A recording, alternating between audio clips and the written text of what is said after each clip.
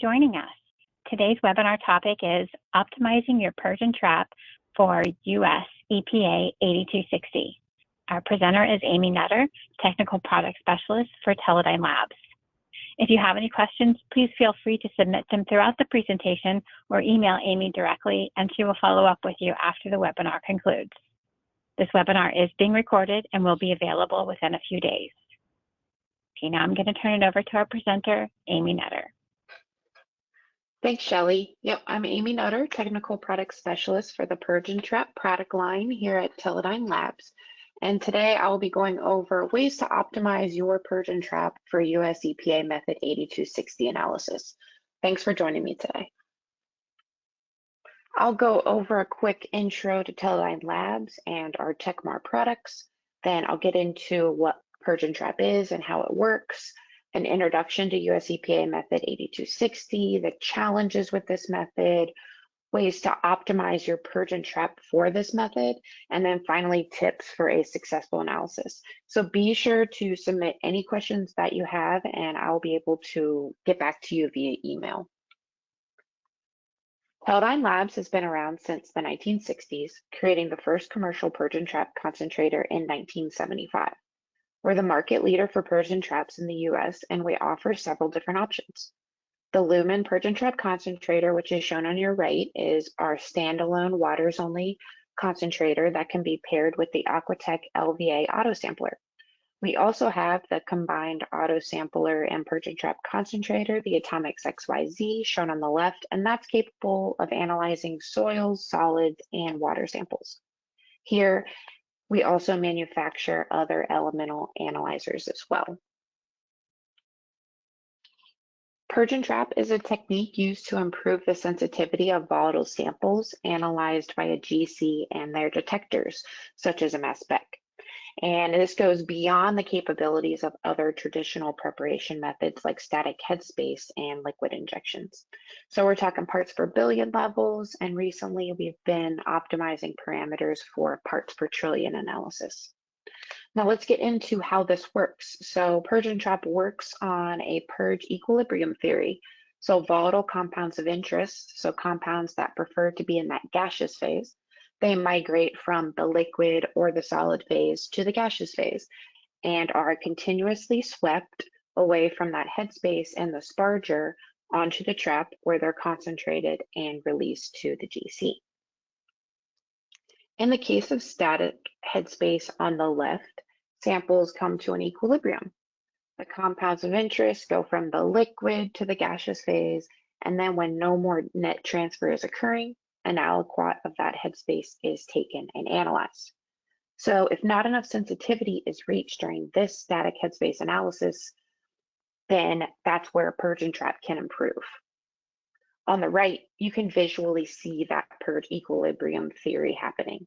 The VOCs that are moving into the gaseous phase are constantly being removed by the purge gas. Continuously replacing this headspace causes a higher concentration of VOCs in the liquid phase than in the gaseous phase, creating a net movement of VOCs from liquid to gas, extracting the VOCs from the sample more efficiently and improving on sensitivity just because there are more of those compounds to analyze. A basic Purge and Trap consists of 5 main parts. You got the sparger, flow control, 6-port valve, analytical trap, and the heated transfer line. The sparger is the glassware on the front of the instrument that receives the liquid sample to be purged. So like I mentioned before, purging the sample extracts the VOCs by dispersing an inert gas through the sample matrix for a preset time and flow. This flow is controlled by a mass flow controller or a pressure regulator that monitors and precisely controls the gas flow rates throughout the entire Purge and Trap process. From there, the 6-port valve directs the gas containing the analytes to the analytical trap for concentration. The analytical trap is used to capture and release VOCs swept by the sample, out of the sample by the purge gas. So trapping the VOCs helps create a smaller band of analytes traveling to the GC column, producing sharper peaks and better sensitivity and resolution. So once the VOCs are captured, the trap is heated and the carrier gas is backflushed through the trap, causing the VOCs to desorb. This export valve then directs the VOCs through the heated transfer line to the GC for separation and detection by the mass spec.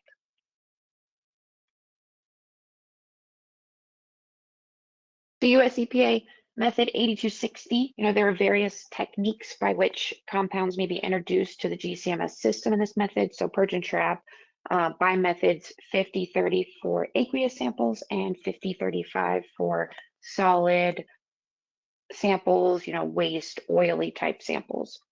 There are 113 compounds in this method that includes internal standards and surrogates, and there are 23 amendable compounds as well. Preparation method 50-30 for aqueous samples. So these could have some particulates in it, but it's mainly a water matrix. Your sample size is between 5 and 25 mils, depending on the sensitivity that you're trying to reach. Purge times and flow rates are recommended at 11-minute purge for 40 mils a minute, but this method does offer some room for optimization. Just be sure to double check with your auditor. Everyone reads methods a little differently, but there are recommended conditions. And you can purge with either helium or nitrogen. And on the Purge and Trap, the samples are purged in the sparger. With preparation method 50-35 for solid materials like soils, sediments, and solid waste, samples are analyzed a little differently. So for low concentration samples, usually between 0.5 to 200 ppb, a 5-gram sample is placed in a vial with a stir bar and preservative if necessary. So that would be like 1 gram of sodium bisulfate, or enough to ensure that the sample is at a pH of 2. So in the lab, you put that vial on the Atomics XYZ. The Atomics XYZ adds 10 mils of water, the surrogates to monitor the sampling conditions, and the internal standards to monitor the instrument conditions, all added by the XYZ. And then the sample is heated and purged directly in the vial. For high concentration soil samples, so those above 200 ppb, you want to use the methanol extraction, and this is automatically done on the Atomics XYZ. So the 5-gram sample with the stir bar is put in the vial. The XYZ adds either 5 or 10 mils of methanol, whatever you set in your method. And then you can add in your matrix spike from internal standard position 3. The sample is stirred, it settles, and then an aliquot of that extract is added to 5 mils of DI water, and then it's purged in that sparger on the front of the instrument, just like a water sample would be like in method 50-30. Both of these methods are able to be done on the, because the Atomics XYZ's patented 3-stage needle, it's able to add your DI water or your methanol. It's able to add standards directly into the vial, purge the sample directly in the vial, and then it is able to take that methanol extract and send it to the sparger to be purged. And it's all performed on one sampling station, saving time. And then, of course, the GC procedure, is described in method 8260, and you want to collect at least 2 replicates samples just in case one isn't right. And then samples are collected and stored at 4 degrees C or frozen at -7 degrees C. So before you can run any samples, you want to make sure that your BFB tune criteria is met, which we will go over in a few slides. You want to run a method blank just to see if there's any interferences or contaminants from the analytical system, the glassware, or the reagents. If there is a change in your reagents, method blank should be analyzed just to double check there's no interferences or contaminants in them. And the blank should be carried through all stages of the sample preparation and measurement. The initial calibration standard should be prepared at a minimum of 5 different concentrations. The calibration must be performed using the same introduction technique that you plan on using for your samples. And you should remember that, if your samples are preserved or you plan on preserving your samples, you just want to make sure you treat all of the samples the same, the method blank, the calibration, and any of your other QC checks as well. Calculated response factors are less than or equal to 20% RSD. Less than 10% of analytes may use a linear or a quadratic regression calibration with R squared greater than or equal to 0.995 or 0.990 respectively. Curve must be verified immediately using a second source standard with recoveries between 70 and 130%. If this doesn't pass, then you can adjust moisture control parameters. You can replace the analytical trap or the column. You could adjust your desorb time and then just repeat that calibration procedure. Each of the most common target analytes in the calibration verification standard must meet the minimum response factors. So it's not quite half of the compounds, but it's almost half the compounds. If the minimum response factors are not met, then the system should be evaluated. So take corrective action before your sample analysis begins. Possible problems include standard mixture degradation. There could be some contamination in your GC inlet, contamination on the front end of the column or active sites in the column, active sites in the trap, or possibly problems with, the moisture control parameters as well. And then lastly, the initial demonstration of proficiency or capability. This is just ensures that each sample prep and method used is generating acceptable accuracy and precision for your target analytes. So your lab will want to repeat this if you have like a new staff member, you're training somebody, or significant changes in the instrumentation are made. You just want to make sure that your entire system can still have acceptable accuracy and precision for your target analytes. Also, if your auto sampler is used to perform auto dilutions, you just want to make sure that the auto sampler can perform those as accurately or better than performing manual dilutions. So you want at least 4 replicates of a standard analyzed by the method samples. You want, plus or minus 30% recovery. So again, you want that between 70 and 130% recovery for those 4 reps.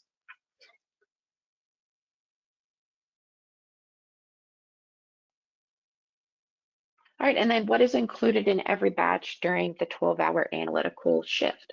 So you can have up to 20 samples of the same matrix, and they must include, again, your BFB tune check, your method blank to verify the system is free of contamination, and you want that to be half the concentration of your lowest standard in your calibration curve. The matrix spike and the matrix spike duplicate. So this helps document the effect of the matrix on the method performance. So this would be precision, accuracy, and detection limit data. The laboratory control sample, or your LCS standard. So this is spiked with the same analytes at the same concentration as the matrix spike and is processed in the same manner as your samples. When the results of the matrix spike analysis indicates a potential problem due to the sample matrix itself, the LCS results are used to verify that the laboratory can still perform the analysis on a clean matrix. And then your QC sample, or your continuing calibration verification standard. So they should be prepared at a concentration near the midpoint of your initial calibration range from a secondary dilution of the stock standards, and you want recovery plus or minus 20%. So you want that between 80 and 120% recovery range. All right, so US EPA Method 8260D is the latest version of Method 8260. So as helium supplies become scarcer and more expensive, you may be seeking alternative carrier gases or ways to conserve helium without sacrificing system performance. Therefore, 8260D was created, and this method does allow for hydrogen carrier gas and has the same QC requirements as 8260C that we previously discussed, except for the BFB tune criterion for the 96 to 95 ratio of BFB will be difficult to achieve, with a hydrogen carrier gas. So they did change that. A relative abundance of 5 to 15% for the ion ratio is acceptable due to interactions with the carrier gas and the water vapor, and we will go over that soon. Because the minimum response factors were determined using specific ions and instrument conditions that may vary, it is not required that all analytes meet these minimum response factors. In 8260D, they were shown for guidance only. The laboratory should establish their own minimum response factors, signal to noise checks, etc., to ensure that the instrument is working properly, for this analysis, and that the calibration standards were correctly prepared. And then finally, you must validate the calibration curve. So when recalculating the lowest calibration level, you must be at plus or minus 50% of its true value and plus or minus 30% for the other calibration levels. So here at TechMart, we're still researching the use of hydrogen as a carrier gas with our instruments. So we definitely recommend exercising caution when switching to hydrogen, and to reach out to your GCMS manufacturer to make sure that you're using all the correct parts for hydrogen carrier gas. So with that said, there are several challenges with the use of hydrogen carrier gas. You've got dehydrohalogenation may result in degradation of pentachloroethane and other halogenated compounds like the dichlorobutenes and 1,1,2-tetrachloroethane to other target analytes, especially tetrachloroethane and trichloroethane. Alcohols, ketones, esters, and other water-soluble compounds will have lower responses. Elevated sample temperatures may be necessary during purge times to help these compounds exhibit better performance, better recoveries. Aldehydes are included in the target list but have poor stability under the analytical conditions used in this method. So other methods may be more appropriate for those compounds. Heavier target compounds like naphthalene and 1,2-dibromo-3-chloropropane and hexachlorobutadiene will have lower overall responses and greater variability with these conditions with the hydrogen carrier gas as well. All right, here's that BFB tune criteria. And as you can see, for 8260D, the windows did open up a bit for that 96 to 95 intensity, that 5 to 15%, 176 to 174 opened up to 105%, and up to 10% for that 177 to 176 intensity. So just a little bit more room to help you deal with that water vapor and the hydrogen carrier gas.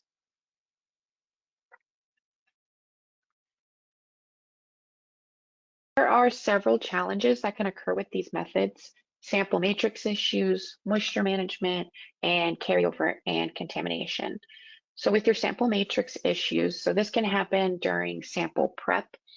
You just want to make sure that that stir bar is added to the vial and the cap is closed tightly, because a leaking vial during your in-vial purge can cause a lot of issues, especially with analyte loss. So you wouldn't get as accurate a result as you should be getting.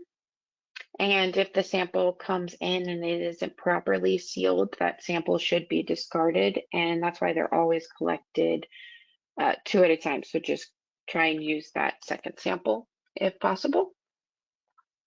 And mixing considerations. So for soils and solid samples, the amount of time mixing and the speed are dependent on the soil matrix.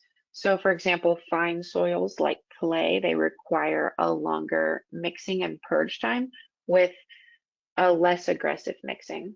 So the agitate mode would be perfect for fine soils, just to ensure that there is adequate time for those volatiles to be removed from the matrix. Larger particles like sand require shorter mixing and purge times with a more aggressive mixing, so in fast mode.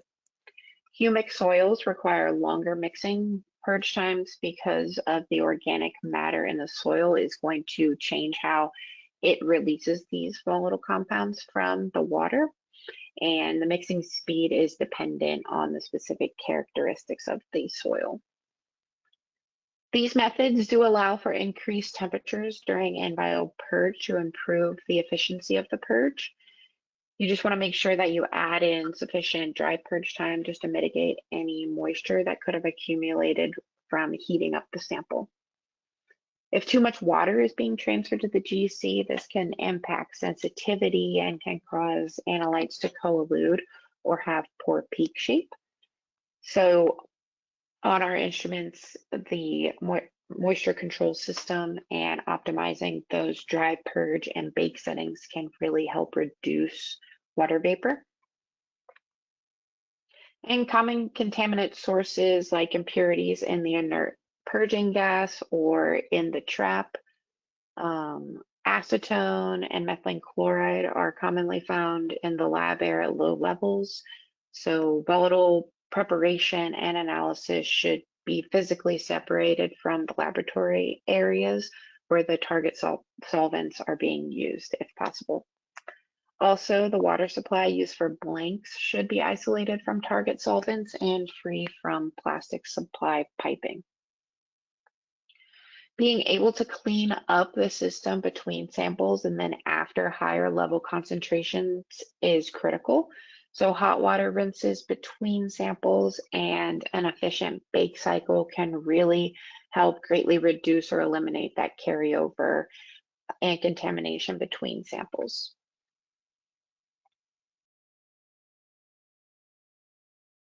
All right, optimizing your purge and trap for this method.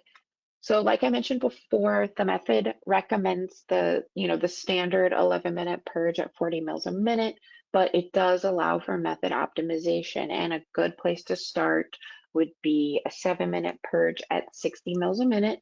You can add in 1 minute of dry purge and about a half minute of desorb time. That does depend on your split ratio. So if you have a higher split ratio, then that half a minute desorb time will work great. There are compounds that are used to check for proper purge flow and to check for degradation caused by contaminated lines or active sites in the system to help you make sure that your method is optimized. So chloromethane, this compound most likely would be lost if the purge flow is too fast. Bromoform, this compound is one of the compounds most likely to be purged very poorly if the purge flow is too slow. Cold spots or active sites in the transfer line also have an effect on response for bromoform. 1122 tetrachloroethane and 11-dichloroethane. So these compounds are degraded by contaminated transfer lines in the purge and trap system or active sites in the trapping materials. So if you are seeing any of these problems with your compounds, these would be great places to start.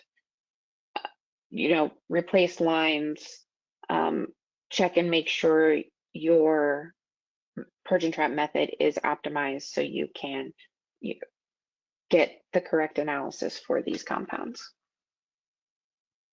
Extra rinsing of the purge vessel after analysis normally corrects these as well. So if you're running high concentration samples, you can rinse the liquid sample pathway on the atomic XYZ with methanol if needed.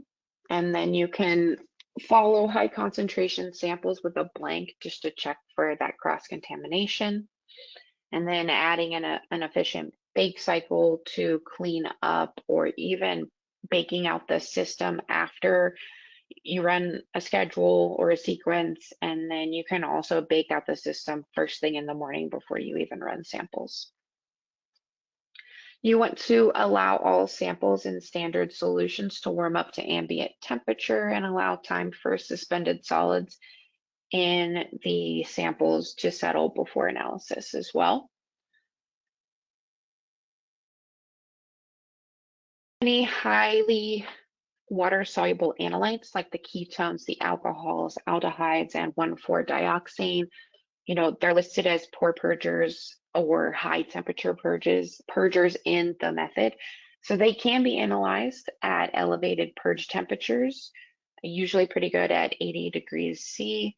But just remember that has to work for all of your compounds, and everything has to pass QC before you can stay at those elevated purge temperatures. All right, and some tips for successful analysis. So especially for carryover and contamination, not only do you need to keep up with routine maintenance such as trap and spurger maintenance, but also you want to keep up with that mass spec source cleaning, GC column trimming, and inlet maintenance. And most importantly, how we're cleaning up the system between samples. Like I mentioned, our Purge and Traps offer water heaters that can heat up the rinse water up to 90 degrees C and can do up to 3 rinses. Additionally, if a sample is that high concentration sample, the Atomic XYZ can do the methanol rinsing, which can help remove the sources of carryover and help clean up between samples. So wastewater samples, they tend to be a more complex matrix, like a combination of solids and particulates, as well as those volatile compounds, which we're interested in. Also contain volatile compounds that are in the sample and can build up over time in the gas pathway as they are purged out of the solution and then deposited inside of your Purge and Trap system. As these start to build up in the gas pathway, the parts of the system that we don't normally consider to be consumables can cause active sites where reactions can occur, and they can serve as adsorbents where some of the compounds of interest will get stuck or hung up, and they could be re-released into the next sample or samples after that, or may just disappear altogether, and we see a suppression of the actual concentration being passed on to the detector. So the only real option for this is to pre-screen your samples to find out, what you're getting into as far as concentration. That can also give us a hint on how often we need to clean up and maintain our system and when to replace consumables also. And as a bonus, you can set up the Atomic XYZ to auto-dilute those samples if needed. The moisture control system, which I've mentioned before, helps remove water vapor before it gets to the GC, but we can also remove moisture from sample to sample by choosing efficient bake parameters. So a good bake removes the moisture that has accumulated in the system during the Purge and Trap process, so it's ready for the next sample. And on the GC side of things, we can look at the split ratio. So a low split ratio allows a lot of water to get onto that column. Less water going to the GC means less water getting into your mass spec, which can help extend filament life and allows for less source cleaning, which is a huge time saver because that is a long process. The Techmar number 9 trap. So you want to have the correct trap for the method that you're running. The trap that is sent with all of our instrument they're great for US EPA methods. And you just want to make sure that your trap is reaching temperature to ensure that all of the target analytes are desorbing off of the trap, and you can be seeing issues like low or no recovery or carryover. Another great habit to keep in mind would just to evaluate your CCV every day and just ask yourself if the peaks look normal. Is that a response I was expecting? How does it compare to yesterday or last week? If you keep these things in mind, you might be able to better predict when your system is ready for maintenance. All right, and then tips for a successful 8260D if you do change to that method. So it is recommended that the highest purity, 99.999 or 5/9 or better hydrogen gas is used, such as from a generator or from a high purity cylinder that will have minimal interference present. And examples like hydrocarbons or water. You want to use stainless steel tubing instead of copper tubing, and that may increase the longevity of the gas lines as older copper lines may become brittle over time with the use of hydrogen. It's also recommended that new filters be installed on the gas lines or remove them altogether if the purity of the gas is sufficient. And this will prevent the scrubbing of impurities from the filters. The mass spec ion source materials should be designed and approved for the use of hydrogen, so you want to check with your mass spec manufacturer. Additionally, the pressure in the source should be reduced when hydrogen is used to prevent chemical ionization or other detrimental reactions from occurring. This may be done by the use of narrow bore columns, so you want to use that 0.18 millimeter ID or smaller. Reduction in the flow to the mass spec, or by the use of internal mass spec vacuum pumps, those turbo pumps with great volumetric or pumping efficiency. The use of hydrogen will clean or scrub the metal surfaces of the analytical system of the compounds that have adhered to the surface, so generally hydrocarbons, and increase the background presence of these interferences. So a bake out of the system using high flows of hydrogen may decrease the interferences to a level that will not interfere with your analysis. So before you start anything, you want to get a good bake out of that mass spec system. It's necessary for the laboratory to develop performance data for accuracy and precision in the matrices of interest. So in addition, laboratories should monitor method performance in each matrix through the use of control charts. And just a few tips for troubleshooting. So you always want to begin your troubleshooting journey, I want to find the root cause. So split your system into 4 entities. So your detector, your GC, your purge and trap, and your auto sampler. And you want to work down that way. You also always want to, start with your detector and then work your way down to your auto sampler. Clean source, keeping your source clean helps prevent carryover and contamination. Variation in your internal standard recoveries or variation in your linearity, especially with your high back-end compounds, it may be caused by a dirty source or an active site in the source. Replacing your inlet liner when you see variations in your internal standard recoveries that could be caused by a dirty liner or an active site in the liner. GC column baking, so recommended in the method when dealing with high concentration samples or samples that could have heavy compounds. You want to trim your column, clip your column, and this could help prevent carryover and contamination.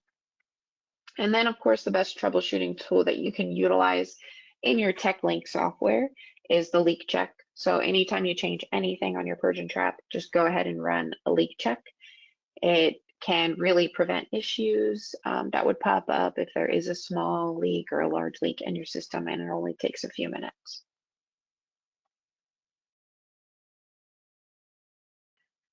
All right, some features of the Atomics XYZ. So for preparation of US EPA methods 5030 and 5035 using 8260, we suggest utilizing our Atomics XYZ for a few reasons. Of course, we have our improved trap box and trap oven design for easier trap changes. We have faster trap cooldown time with increased sample throughput. The moisture control system bitting, which reduces moisture headed to the GC. The solenoid valve manifold, which has fewer plumbing connections, making troubleshooting easier. And lastly, the electronic mass flow controller, which allows for independent programmable flow control in all modes. That's how we can get that efficient bake out of the system to clean up between samples. When dealing with active, polar, and high boiling compounds, it is important that the sample is contained in an inert sample pathway. So the Atomics XYZ utilizes inert tubing and treated fittings throughout the sample pathway, and this just ensures resistance to corrosion and prevents loss of compounds. Additional features and benefits of the Atomics XYZ: if you need to analyze a wastewater matrix or a soils and solid matrix, it is the only automated methanol extraction system on the market. It has a heated sample vial cup for improved in-vial purge efficiency and an integrated mixer for those various soil matrices. It's the shortest purge return line of any soil auto sampler on the market, so your samples are being purged and your analytes trapped faster and more efficiently before analysis. It also improves reproducibility. It has consistent and accurate sample volumes because of the syringe drive, which can also perform automated dilutions and consistent and accurate standard additions from 3 different internal standard vessels. It helps reduce costs by reducing sample prep time. It gives you the reliability to process samples outside of regular business hours and provide, more time for that all-important data analysis. And like I mentioned before, the Atomics XYZ can rinse the entire liquid sample pathway, which includes the syringe, associated transfer lines, the valves, sparger, and the 3-stage needle with 90 degrees C water or methanol for that extra cleanup. Be sure to check out our website for all of our latest application notes. You can view past webinars. You can visit our online store. You can follow us on social media too. And all of 2025, we have been celebrating 50 years of Purge and Trap. So if you haven't already, you can enter to win a free Techmar Purge and Trap. So you just go to our website, under brands, click Techmar, news and events tab, under promotions, and you can find the Purge and Trap entry form. Thank you so much for taking your time to join me today. Also, please submit any of those questions that you have at my email there on the screen, and I'll get back to you. Thanks. Have a great day.